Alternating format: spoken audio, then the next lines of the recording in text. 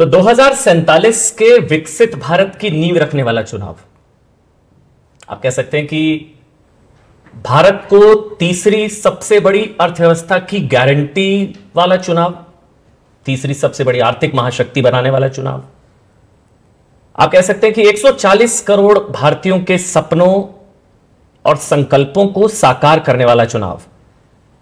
और शायद जो प्रधानमंत्री ने खुद कहा कि यह चुनाव एक सांसद या सरकार चुनने के लिए नहीं है, यह आने वाले भारत के 1000 साल की नींव रखने वाला चुनाव है।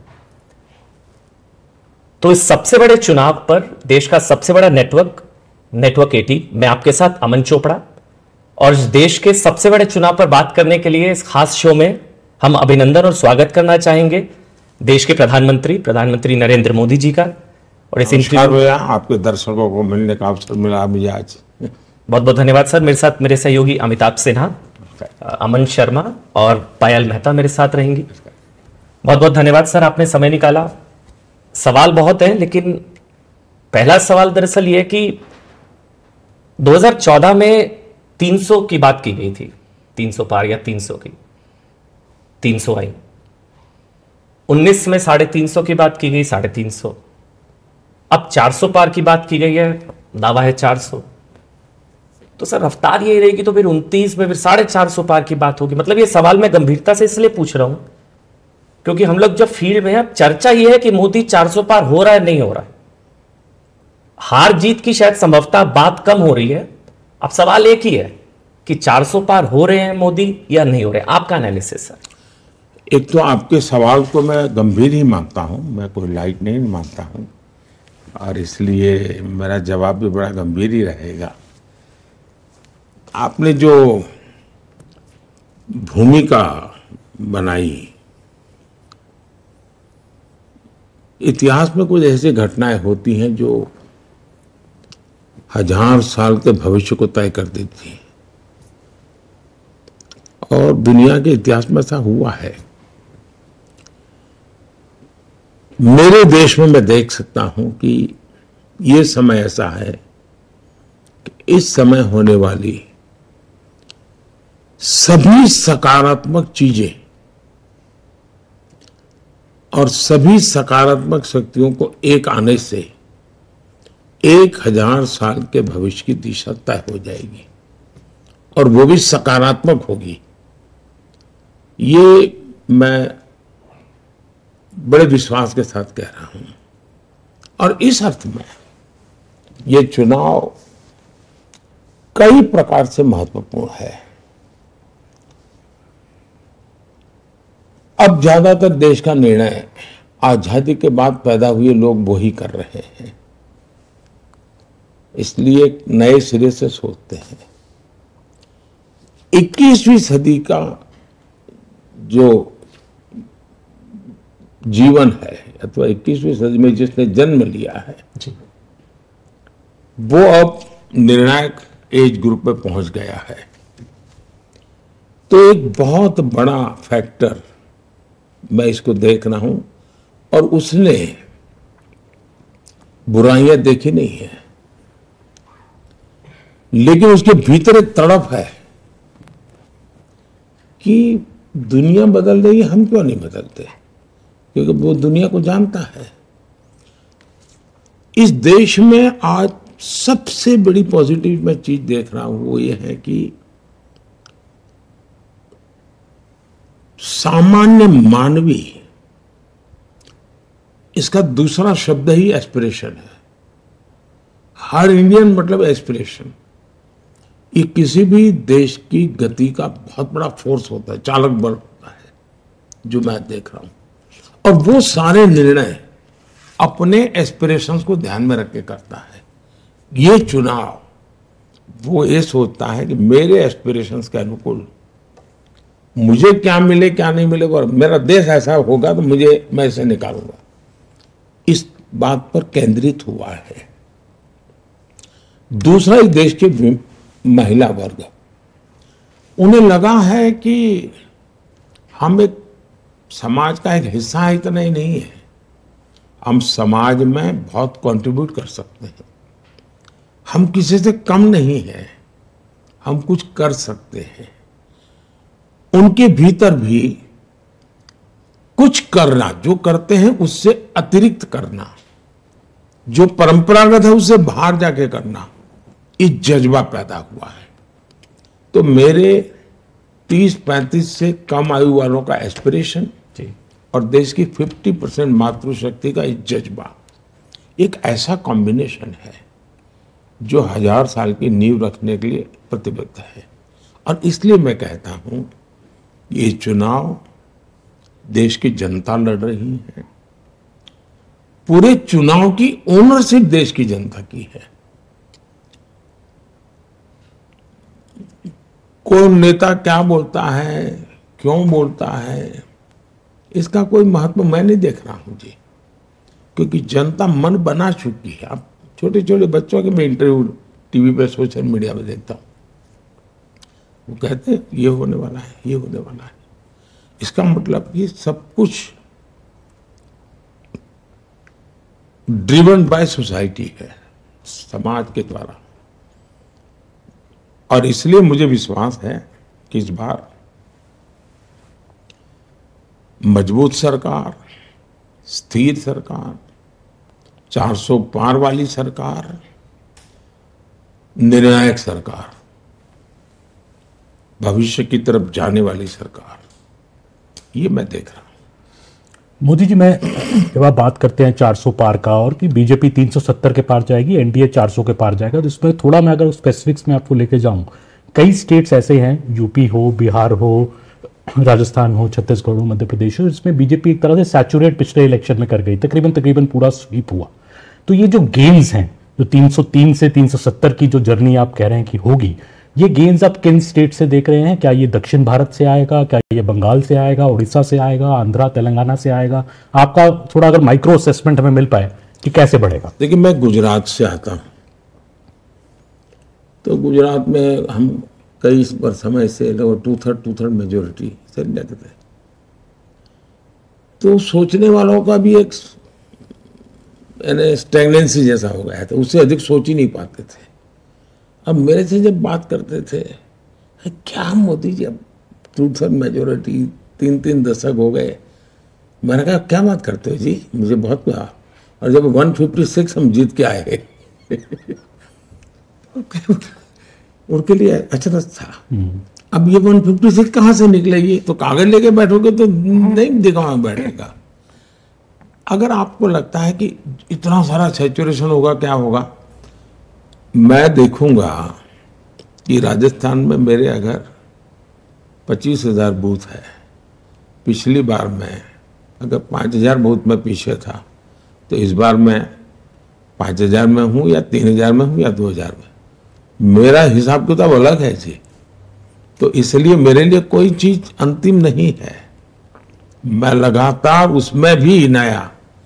फिर मैं ये देखता हूं, मान लीजिए मुझे एक बूथ में विजय मिला, तो मैं पूछता हूं अच्छा वोटिंग क्यों ज्यादा नहीं हुआ, वोटिंग ज्यादा हुआ तो वोट क्यों ज्यादा नहीं मिला। मैं इतनी बारीकी से प्लान करता हूं, और मैं मानता हूं कि चुनाव है ये एक बड़ा विज्ञान है, ये सिर्फ आंकड़ों का खेल नहीं है जी। और कैंपेन है वो केमिस्ट्री है, आपकी केमिस्ट्री कैसी बनती है इस पर है। और इसलिए मेरे लिए अगर नंबर में आपको लगता है कि इस राज्य में तो कुछ नहीं, तो लेकिन उसके सिवाय भी मुझे वहां बहुत कुछ लाना है। तो एक बात, जहां तक राज्यों का सवाल है, इस देश में कई राज्य ऐसे हैं कि जहां अभी भी हमारे पास स्कोप है। अब जैसे अंडमान निकोबार, पिछली बार हम नहीं थे, इस बार हम आएंगे। ऐसी एक एक गिनते जाओगे तो आपको अच्छा, हाँ यार मोदी ने बराबर हिसाब कर लगा के रखा है। तो मेरा पक्का मत है कि हम बहुत सी जगह पे हम काफी कुछ करेंगे इस बार, क्योंकि दक्षिण भारत आपका एक बड़ा फोकस भी रहा है सिलेक्शन। ऐसा है कि मेरा फोकस पूरा हिंदुस्तान है, मैं टुकड़ों में नहीं सोचता और चुनाव के लिए मैं काम नहीं करता हूं। हम जीत करके इसलिए नहीं आए हैं कि अगली सरकार कैसे बनेगी, हम जीत करके इसलिए आए हैं कि आने वाले 5 साल में देश कैसा बनेगा।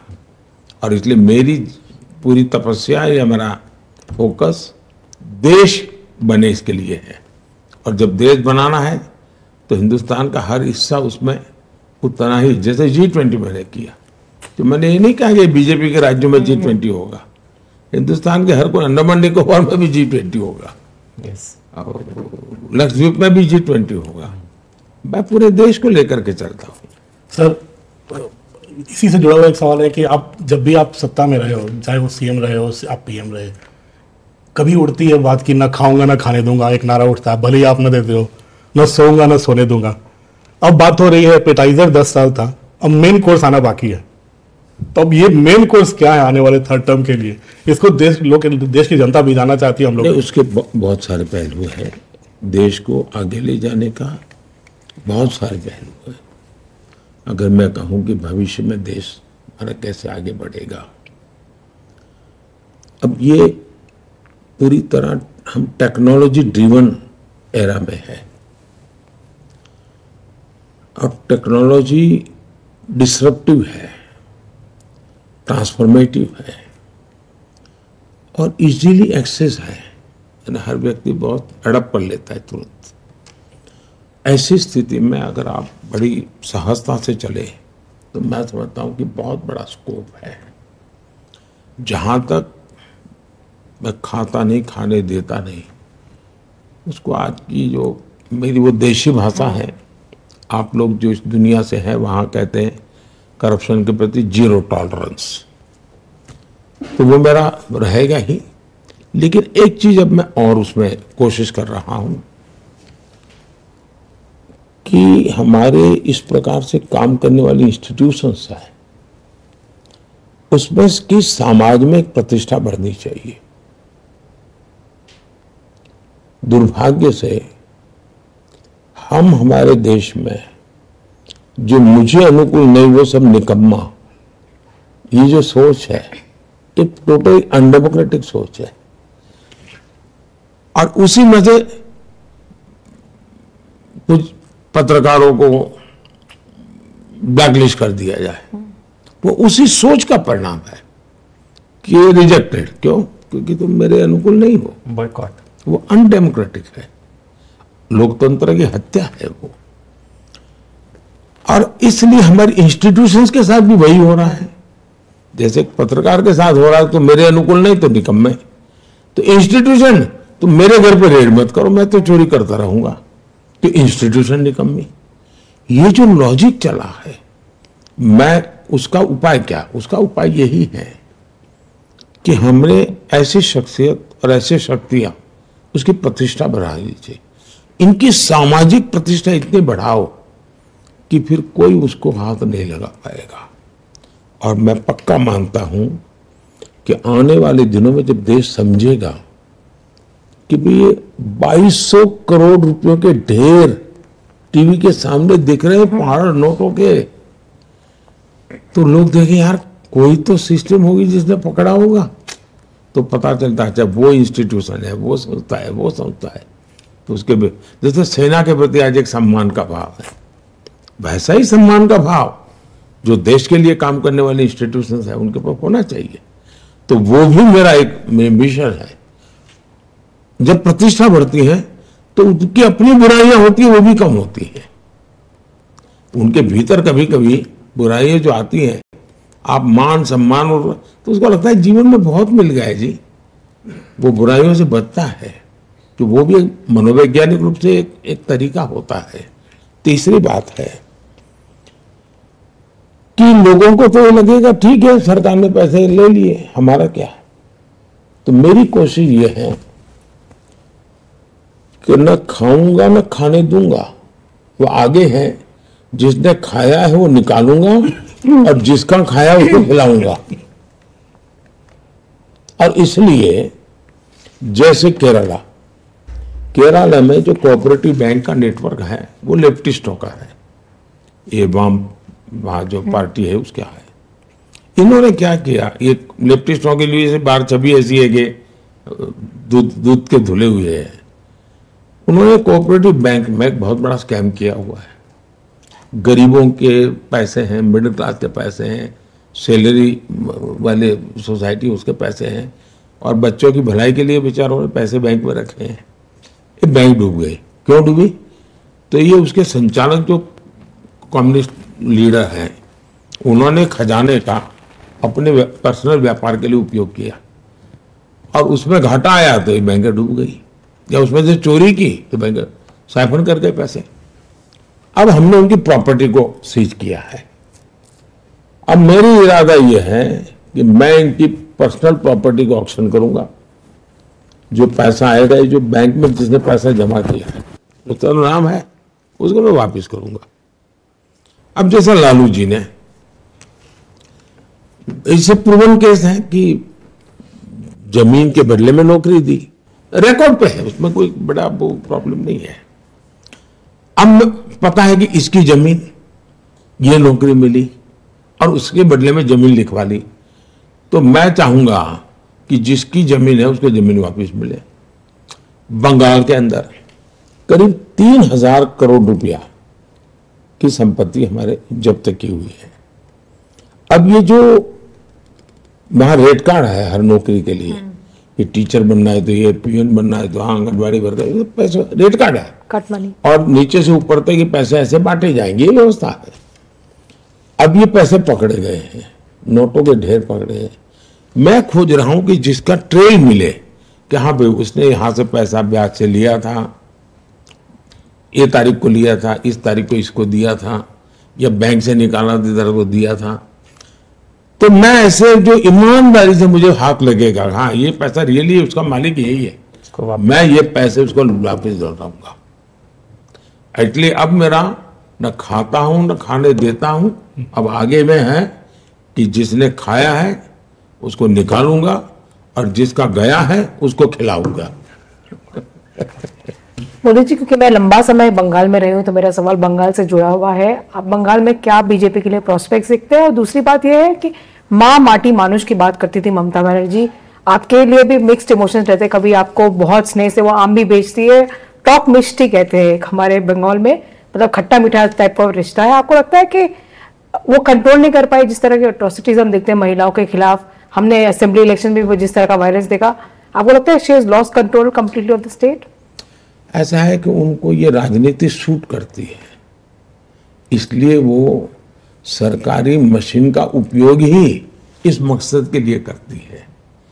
ये एक प्रकार से उनका शासन पे इतना कंट्रोल है, लेकिन गलत दिशा में है।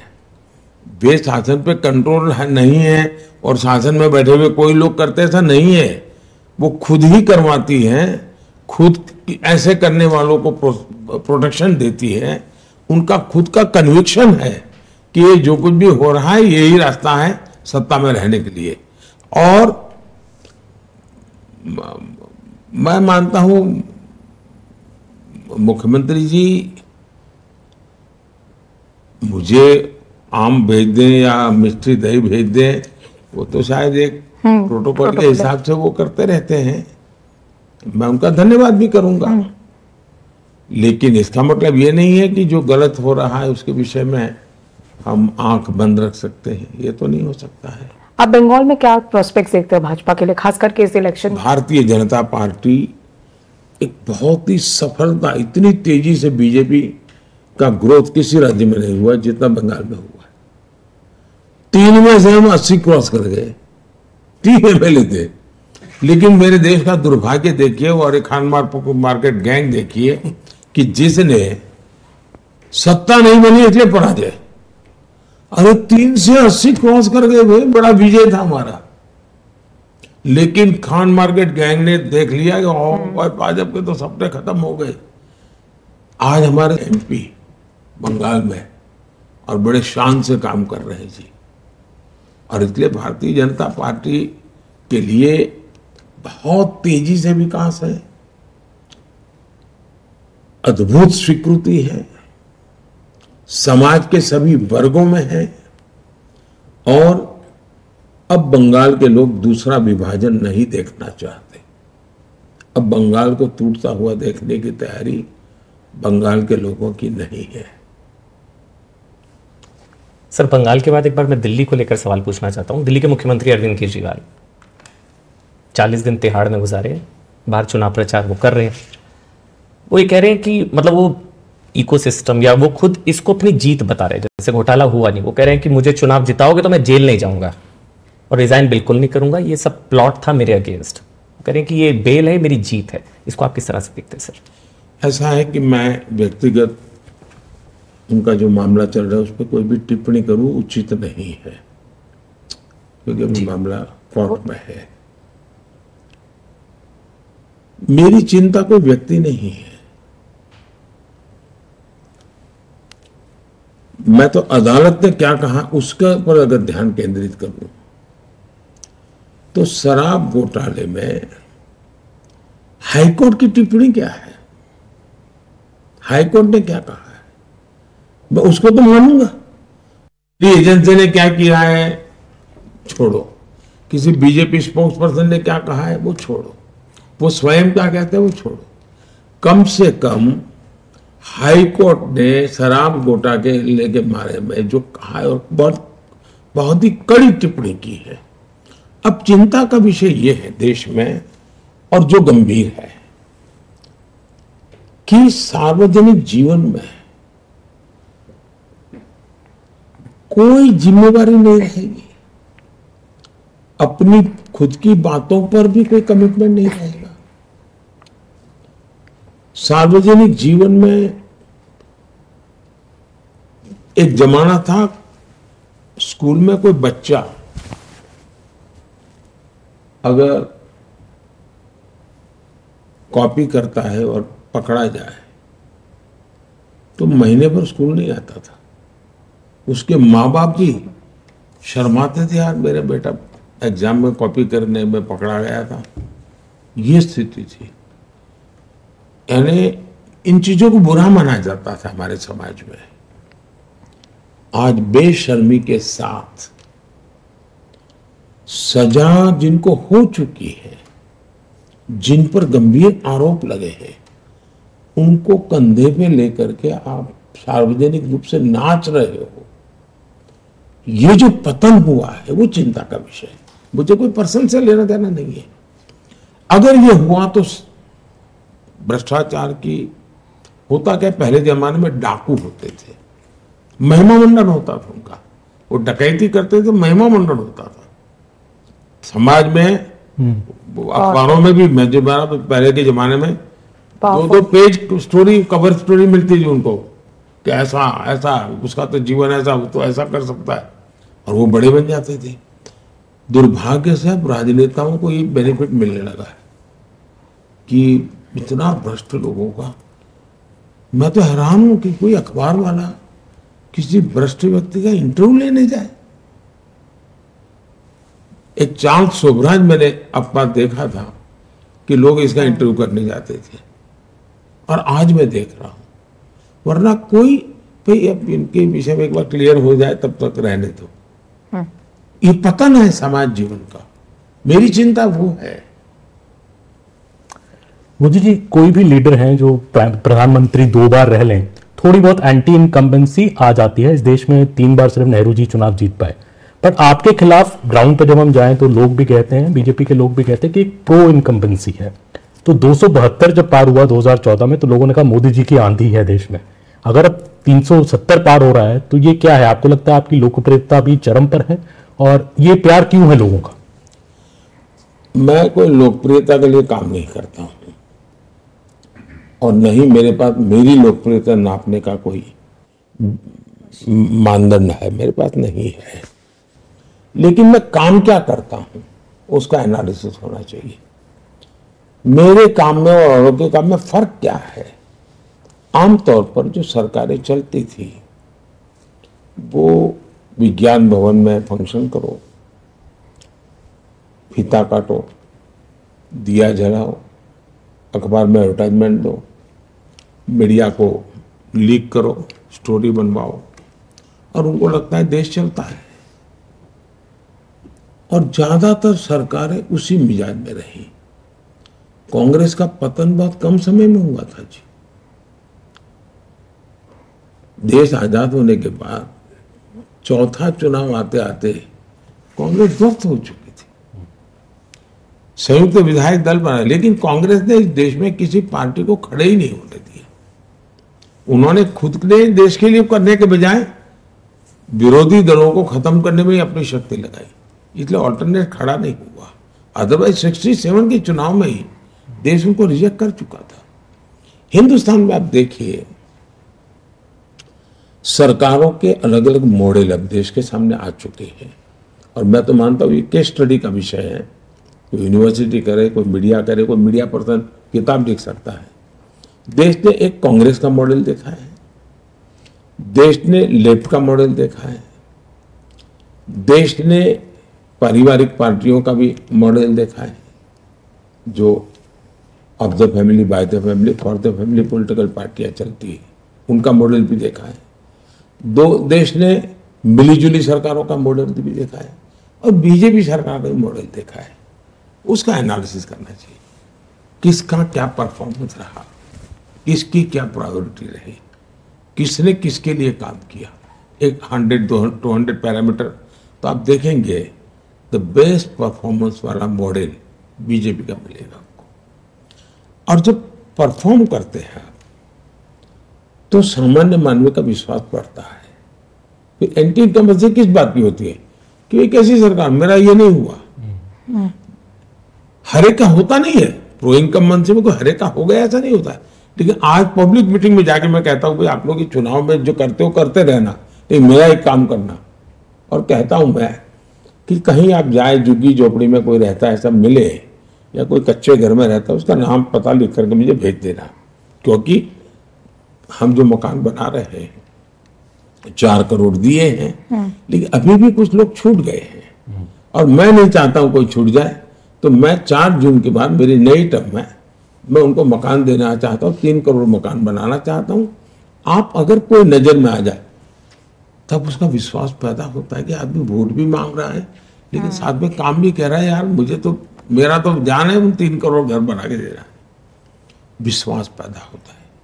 अब डिलीवरी जब करते हैं, और मेरी सरकार की सबसे बड़ी ताकत है, जो हिंदुस्तान की सभी सरकारें कभी मुझे कॉम्पीट नहीं कर पाई, कोई पॉलिटिकल पार्टी गुजरात में भी कॉम्पीट नहीं कर पाई, वो है लास्ट माइल डिलीवरी।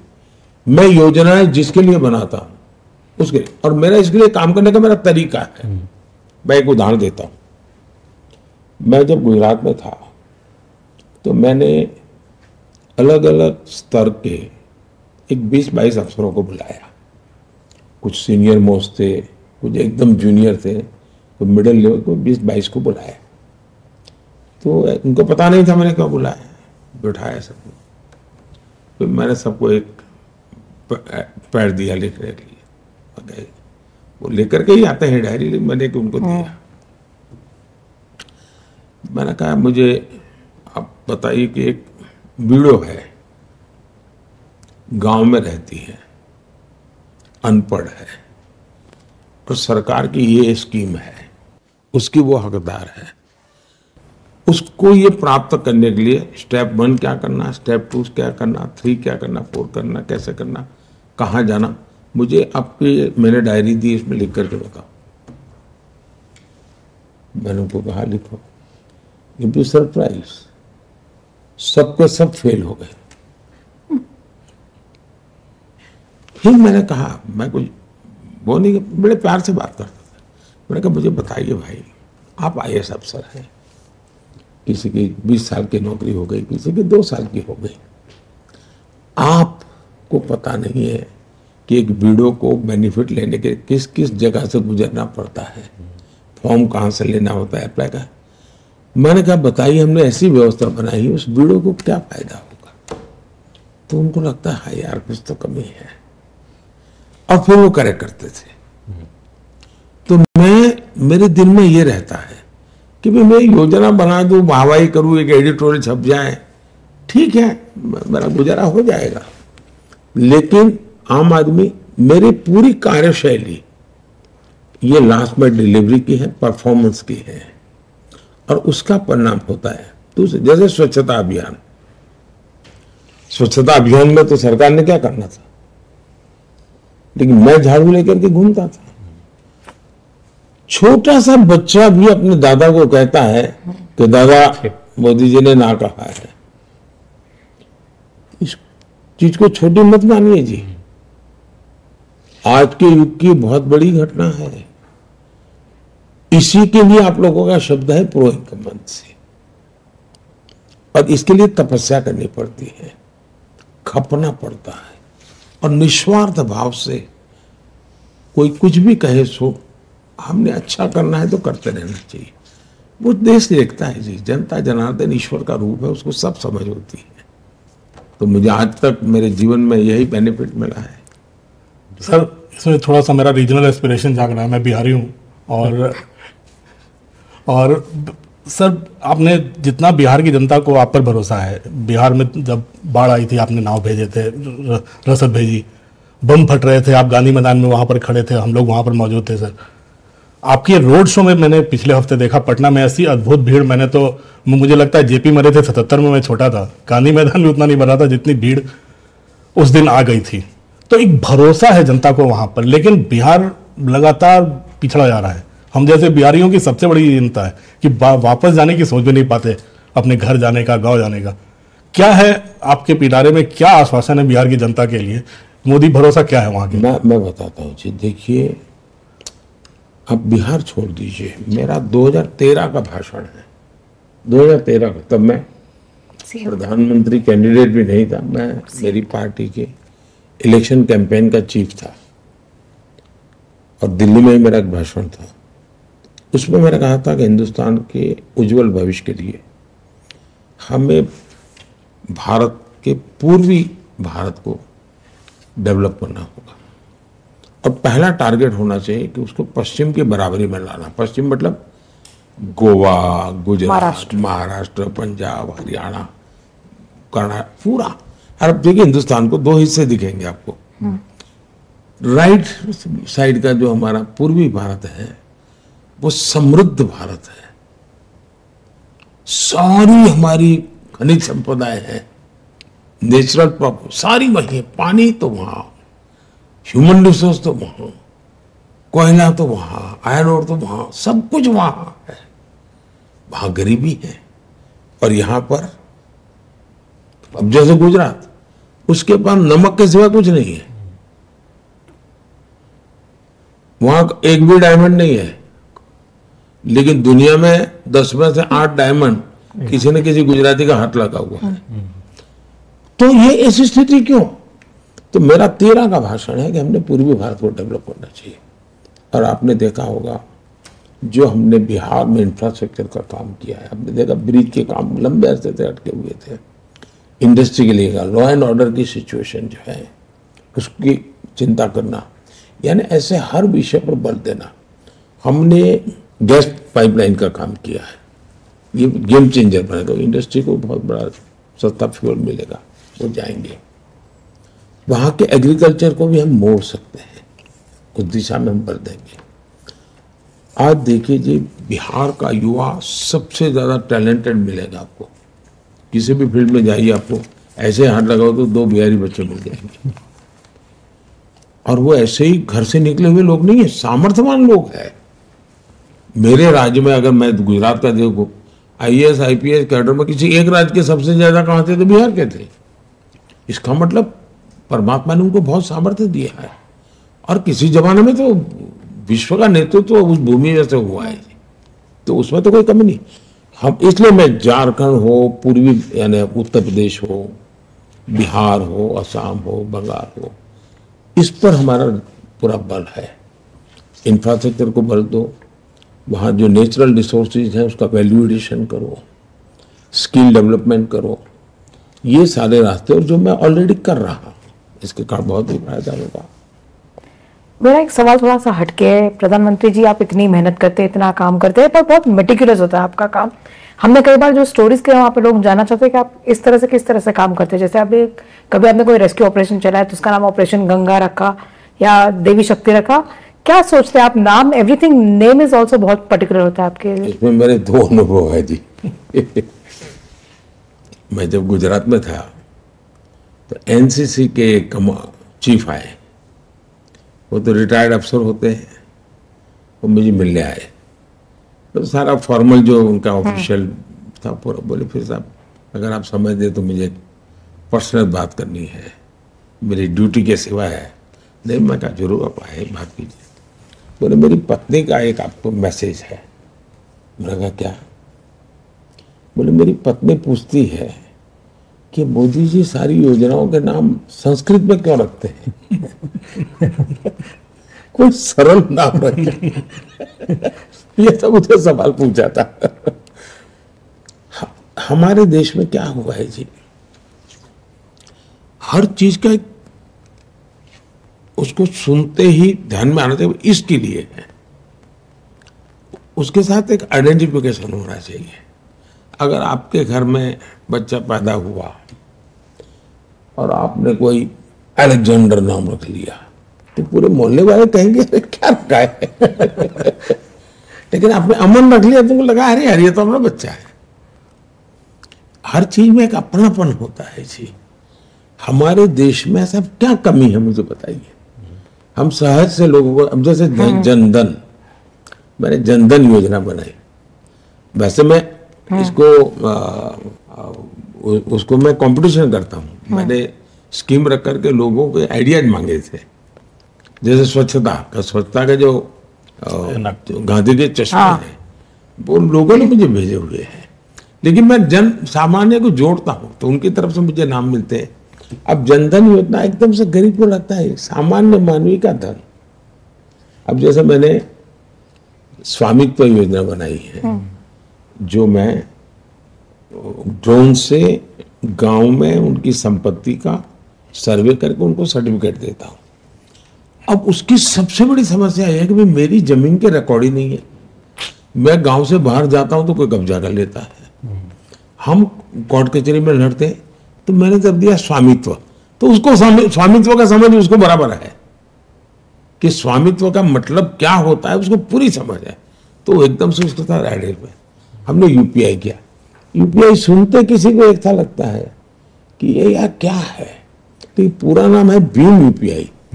मैंने भीम रखा है, बाबा साहब आम्बेडकर का नाम भीम है जी।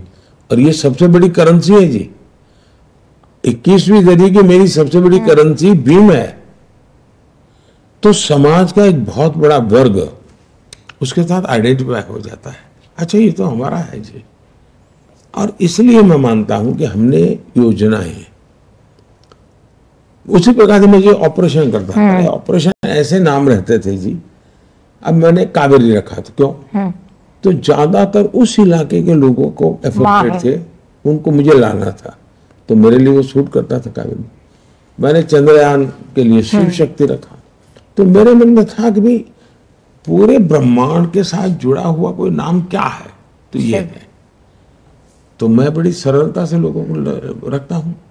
इसमें एक तो मेरा अपने पास जो मेरा सॉफ्टवेयर ईश्वर ने दिया हुआ है, वो जो प्रोसेस करके निकालता है वो भी ऐसी ही चीजें निकालता है। और मैं जो क्राउड सोर्सिंग करता हूँ उसमें से मुझे ज्यादातर वैसी चीजें तुरंत मैं उसको लपक लेता हूँ। एक इसका उदाहरण सर मैं पर्सनल एक्सपीरियंस एक शेयर करता हूँ। ऑपरेशन गंगा नाम रखा था आपने, तो मैं पोलैंड में था। यूक्रेन से जिन लोगों को बचाया गया, एक कपल जो था उनकी वाइफ प्रेग्नेंट थी। तो जब उन्होंने बोला कि जब ये बेटी जो पैदा हो रही है तो मैं इस बेटी का नाम गंगा रखूंगा, तो वो मुझे अभी याद आया। लेकिन मैं सवाल दरअसल चुनाव प्रचार को लेकर पूछूंगा कि पूरे चुनाव प्रचार में समाज में वोट के लिए दरार पैदा करने की कोशिश की गई। कैसे? मैं अब जैसे राहुल गांधी का एक बयान आया, उन्होंने बोला है कि मैं जब से पैदा हुआ हूं सिस्टम को मैं समझता हूं, किसको अटैक करना है, किसको टारगेट करना है, मैं ही सिस्टम हूं और सिस्टम लोअर कास्ट के खिलाफ अलाइंड है। मुझे जो आपत्ति व्यक्तिगत तौर पर लगी, उन्होंने इस बार जुडिशियल और मिलिट्री को भी नहीं छोड़ा, वो भी लोअर कास्ट के खिलाफ अलाइंड है। ये बयान जब आप सुनते हैं तो आपको कैसा लगता है सर? मैंने जितना इस विषय में सोशल मीडिया में मेरी नजर गई है, ये उन्होंने जो कुछ भी कहा है वो उन्होंने अपने फैमिली का रिपोर्ट कार्ड रखा है, क्योंकि उनका ही परिवार 60 साल तक देश में सरकार चलाई है। तो ये जो कुछ भी बातें कर रहे हैं वो अपने फैमिली के सोच, विचार, आचार, उसी की बात दुनिया को बता रहे हैं वो। तो एक प्रकार से तो अच्छी बात है, कम से कम उन्होंने दुनिया को बता दिया कि भाई ऐसे लोग हैं। अब आप बच के रहो। दूसरा विषय है जी, मैं देखता हूं देश में राजनीति करने का कुछ सरल रास्ते जो लोगों ने खोजे हैं, और जिसमें इंडिया अलायंस के करीब करीब सभी पार्टियां फंसी हुई हैं या उनको वो सूट करता है। 3 चीजें प्रमुख रूप से उभर करके आती हैं। एक घोर सांप्रदायिक लोग है, सेक्युलरिज्म का चोला पहना है उन्होंने, बुर्का पहना है, लेकिन वो कम्युनल ही है। वे उनके लिए हर चीज देखते ही कोई भी आइडिया आता है तो कम्युनल फ्रेम में ही आता है उनको, उसके बारे में उनको कुछ आता ही नहीं है। दूसरा, ये घोर जातिवादी है। तीसरा, वो एक घोर परिवारवादी है। ये 3 चीजें ये सभी कुनबे जो इकट्ठे हुए इनके कॉमन है, उसमें कोई आप, मैं कहता हूं उसको टिक मार करके देख लीजिए, आपको मिलेगा ऐसा ही है। और समस्या की जड़ यही है, और इसलिए ये आज नहीं पहले भी उन्होंने ऐसे ही कहा है, और जब चाहे वो बदला है उन्होंने। आपको इंदिरा गांधी का भाषण मिलेगा जिन्होंने जातिवाद के खिलाफ बहुत लंबे भाषण किए हैं, और उन्हीं के परिवार के लोग जातिवाद के ऊपर लंबे लंबे भाषण देते सुनाई दे रहे। मतलब कोई सोशल रिस्पॉन्सिबिलिटी नहीं, अकाउंटेबिलिटी नहीं, जो मर्जी पड़े जब चाहे वो कुछ भी बोलो और भाग जाओ, दुनिया को गुमराह करो, ले लो। तो मेरे जैसे व्यक्ति को जो सिद्धांतों को, आदर्शों पर, विचारों पर चलता है, उसको जरा मेहनत ज्यादा पड़ती है, और जिसको मेरा विरोध करना है उसके लिए भी सरल हो जाता है। ये तो बड़ा आइडियल है, क्या करके उसको कुछ भी विरोध करना बड़ा सरल हो जाता है। जी, राहुल गांधी से जुड़ा सर मैं एक और सवाल पूछूंगा कि ये बात देश में बहुत है कि ऑपोजिशन स्ट्रांग नहीं है, मोदी जी के खिलाफ ऑपोजिशन स्ट्रांग नहीं हो पाया। इसका एक बड़ा कारण ये भी कि ऑपोजिशन के जो नेता हैं जो कैंपेन लीड कर रहे हैं, एक तरह से राहुल गांधी हैं, 2 दशक से ज्यादा राजनीति में है, पर एक कुछ लोगों का कहना है कि वो मैच्योर उतना नहीं हो पाए, और कुछ लोग ये भी कहते हैं कि शायद राहुल गांधी सबसे बड़ा एक एसेट है बीजेपी का, क्योंकि वो ऐसी अब बयान देते हैं कि आपको उससे और एम्युनिशन मिलता है कांग्रेस को एक्सपोज करने के लिए। आपको लगता है राहुल गांधी की जो ये कमी है उसका फायदा? मैंने अभी तक आपके एक भी प्रश्न का जवाब किसी व्यक्ति के संदर्भ में नहीं दिया है। आपने व्यक्तियों का नाम लिया है, मैं उससे परे होकर के बात करूंगा, और मुझे वो अब मेरी मर्यादाओं का पता है। तो मैं किसी के नाम का अपने उल्लेख किया, इससे मुझे कोई लेना देना नहीं। मैं जनरल वे में आपको जवाब दूंगा।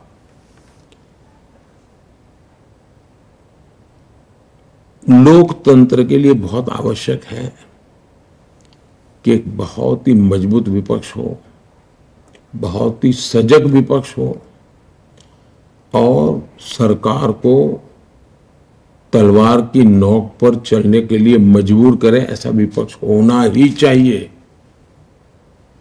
और मुझे इस देश में टैलेंट की कमी नहीं लगती है। इस देश में भरपूर टैलेंट है, उनको अवसर दिया जाए।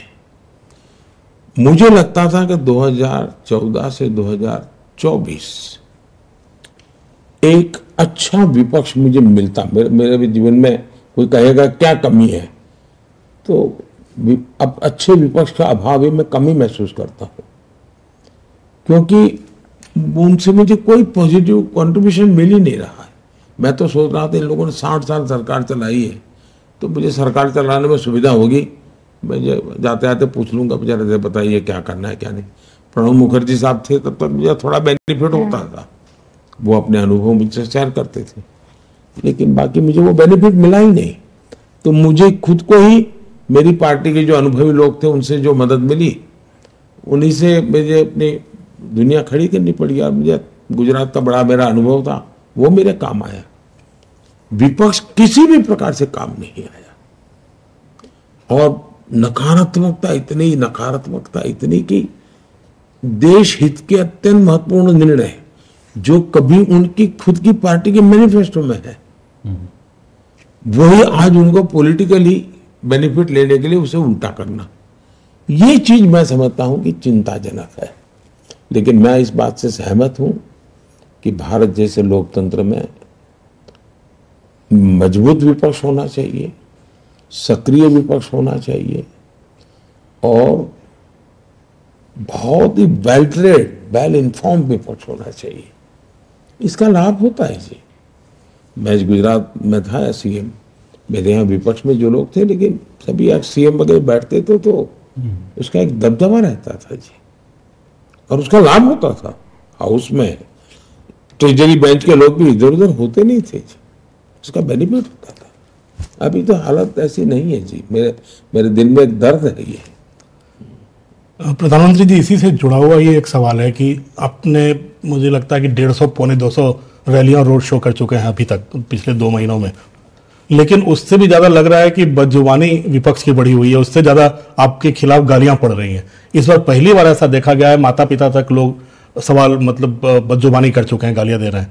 और पहली बार हम लोगों ने देखा है कि ऐसा चुनाव आया है 2002 का, जब से आप चुनावी राजनीति में आए, कि पहली बार माँ के आशीर्वाद के बिना, क्योंकि हर बार आप वोट करने जाते थे और माँ का आशीर्वाद लेने जाते थे, हम लोगों ने गांधीनगर में हमेशा देखा। तो ये मिस कर रहे थे आप, और दूसरा ये बदजुबानी कैसे लेते हैं आप? मैं 2 चीजों को अलग करके देखता हूँ। ये कहना कि मुझे अभी भी गालियां पड़ रही है वो सही नहीं है। शायद मेरे जन्म से पहले से गालियां मेरे लिए तैयार रही है, और 2001 में जब मुझे मुख्यमंत्री का काम मिला, तब मुझे शायद कोई ऐसा विषय नहीं जिसमें मुझे गाली ना पड़ी हो, और बिना कारण मेरे बाल नोच लिए हो। उसमें सिर्फ पॉलिटिकल लोग नहीं, ये खान मार्केट गैंग पूरी, ये आपके मीडिया में जो महारथी कहे जाते हैं वो भी, आप पुराने अगर अंक निकालेंगे मैगजीन बड़े बड़े नोन, तो उसके फ्रंट पेज पे जो कवर स्टोरी है, तो किसी राक्षस को भी अच्छे से पेंट किया हो, उससे भी भद्दी तस्वीरें मेरी है। लेकिन मैं अपना आपा खोया नहीं, मैंने कभी नहीं खोया, क्योंकि उन्हीं की मजबूरी है कि उनको आज हंसता हुआ चेहरा रखना पड़ रहा है, और उनको एक साल में अगर 24 अंक निकलते हैं तो 12-15 में तो माल बेचने के लिए मोदी की जरूरत पड़ती है। तो मैं अपने कर्तव्य के लेके चलता हूं। अच्छा होगा कि लोकतंत्र में सार्वजनिक में शुचिता का पालन हो, मर्यादाओं का पालन हो, आलोचना हो, लेकिन अच्छी भी तो हो सकती है, अच्छे ढंग से भी हो सकती है। ऐसा नहीं हमसे भी कोई गलती नहीं हुई होगी, मैं नहीं कहता हूं, लेकिन हम सब ने सोचना चाहिए। मैं किसी को उपदेश दूं इसका क्या मतलब है? मोदी ने खुद ने भी कभी गलती की होगी, मोदी के साथियों ने भी गलती की होगी, लेकिन भारत में ये स्थिति ठीक नहीं है, जो हो रहा है ठीक नहीं है। मैं आपसे एक सवाल और पूछना चाहूंगी युवाओं से जुड़ा। आपने हमेशा कहा है कि जो युवा है वो हमारे आने वाले 50 साल का भविष्य तय करेंगे। तो जो हमारे खेल प्रेमी युवा है सर, आपने कई जगह पर बताया कि 2036 की ओलंपिक्स की हम बिडिंग करेंगे। सर उसकी क्या तैयारी हमारे खेल से जुड़े जो युवा हैं वो जानना चाहते हैं आपसे। बहुत ही अच्छा सवाल आपने पूछा है।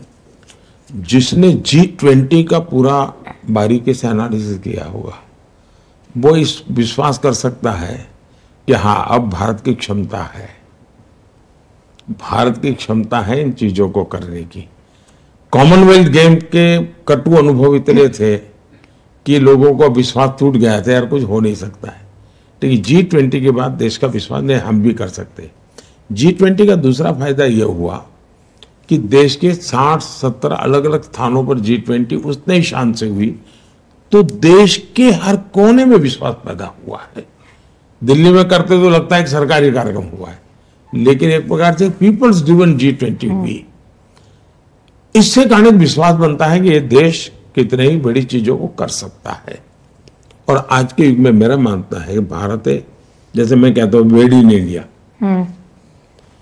तो उसके पीछे मेरे मन में है कि इंफ्रास्ट्रक्चर तैयार होता है, धनी लोग खर्चा करते हैं, यहाँ रहते हैं। उसी प्रकार से मैं कहता हूँ कॉन्फ्रेंस डेस्टिनेशन इंडिया में होना चाहिए। उसी प्रकार से मैं कहता हूँ कि भाई हमारे यहाँ स्पोर्ट्स इवेंट्स होने चाहिए। और मैं आजकल छोटे मोटे, अब जैसे मैं 2029 यूथ ओलंपिक मैं चाहता हूँ कि देखो इसको, चेस का वर्ल्ड ओलंपिक मैं कहता हूँ, आपने बीच ओलंपिक्स का भी जिक्र किया। बीच ओलंपिक मैंने कहा हाँ ले आओ। 2036 हम ट्राई करें। और अभी से मैंने एक टीम बनाई है, उसको मैंने कहा है कि भाई जितने भी ओलंपिक होंगे उसमें ऑब्जर्वर के नाते 2 महीने वहाँ जाओ, स्टडी करो हर बारीकी के। और उससे भी आगे मैं बताता हूँ, मैं अटलांटा में ओलंपिक देखने गया था यूएसए में। मैं खुद खिलाड़ी नहीं हूँ, लेकिन व्यवस्थाओं को सीखना समझना मेरी रुचि है। तो मैं जाकर के देखा कि भाई इतना बड़ा इवेंट ऑर्गेनाइज कैसे करते हैं। तो मेरी प्रिय कुछ गेम में देखने जाता रहा, भारत के लोग खेल रहे तो, लेकिन पूरा समय मैं देखता था तो मैंने देखा बड़ा इंटरेस्टिंग था उन्होंने क्या किया था। और मैं कभी कभी बता, मैनेजमेंट मेरी रुचि है, चीजें सीखने का मेरा शौक है। 200-250 किलोमीटर दूर से कोई आ रहा है, कितने जो होते 200-250 किलोमीटर उसको पार करनी होगी अपनी गाड़ी, ओलंपिक स्टेडियम से 200-250 किलोमीटर, मतलब एक कार का वहां बस होगी, तो कार खाली करो, बस में बैठ जाओ। उसको जो गेम में जाना है उसका कलर, उस गाड़ी का कलर सब सेम रहता था। तो उसको पता है कि मुझे अगर हॉकी में जाना है तो मुझे इस कलर वाली बस में बैठना है, तो अपनी गाड़ी छोड़ के उस बस में बैठता है। फिर वो बस एक मेट्रो स्टेशन पर जाती थी, तो बस के लोग सब मेट्रो में उस कलर वाले डिब्बे में बैठ जाते थे, अथवा वो कलर वाली जब मेट्रो आती तो बैठते थे। वो सीधी स्टेडियम के पास जाती थी, मतलब कार 60 कार में से एक बस हो गई, एक बस में से 60-100 बस में से एक मेट्रो हो गई। इन्होंने 1-8 करोड़ लोगों को ट्रांसपोर्टेशन इतनी बढ़िया, ऐसी चीजें मैं उस समय स्टडी करता था। तो मैंने मेरी टीम को कहा भाई हर चीज स्टडी करो और स्टडी करके लाओ। तो एक प्रकार से तैयारी, ह्यूमन रिसोर्स डेवलप करना, इंफ्रास्ट्रक्चर तैयार करना, उनकी आवश्यकताएं क्या होती है उसको समझना, at the same time Hindustan के खिलाड़ियों को तैयार करना, क्योंकि खेल मेरे यहाँ है, गोल्ड मेडल कोई और ले जाए, ऐसा तो नहीं होता। सर हम में से किसी ने शायद सोचा भी नहीं था कि इतने मेडल आएंगे ओलंपिक्स में, पैरा ओलंपिक्स में, जिस तरह से आए पिछले। देखिए भारत के यूथ में तो दम था ही था, भारत के यूथ में तो दम था ही था, लेकिन पहले सिलेक्शन में भी संप्रदायवाद, परिवारवाद, जातिवाद हर चीज में था। वो सिलेक्शन उसके आधार पर होता था, मेरे परिवार का बच्चा है, खेले ना खेले यार जाए तो सही, यही होता था।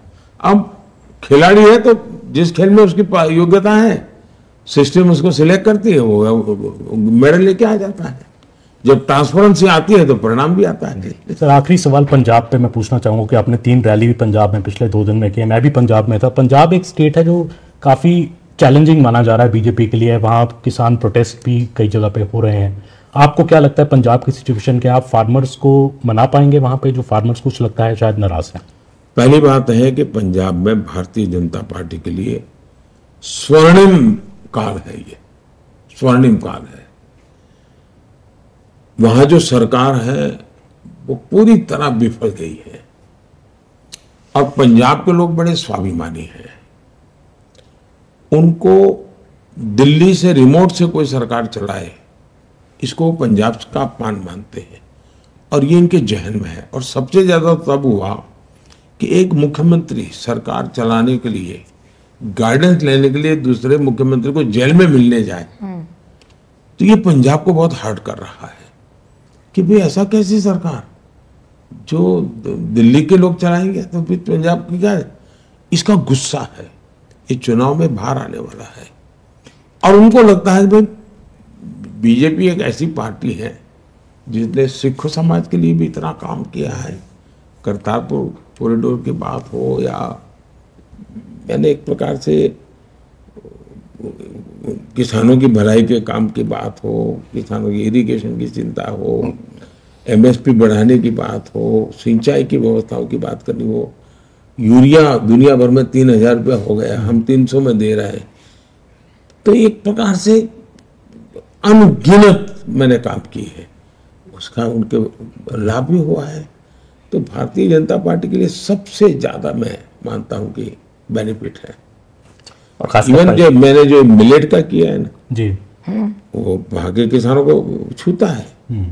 उनको लगता है यार हमारा मिलेट अब दुनिया में बिकेगा, उसको गर्व हो रहा है जी, उसको आनंद हो रहा है। तो ऐसी बहुत सी चीजें हैं जिसका परिणाम मिलने वाला। और खासकर पंजाब को लेकर जो करतारपुर का जिक्र आपने रैली में, वो भी एक चर्चा का विषय है कि क्या हमने 71 में वो मौका गंवाया, करतारपुर भारत में हो सकता था, वो मौका क्या हमने गंवाया। बहुत बहुत धन्यवाद प्रधानमंत्री जी, नमस्कार, आपने समय निकाला चलिए और सभी सवालों का जवाब दिया। बहुत धन्यवाद। धन्यवाद सर।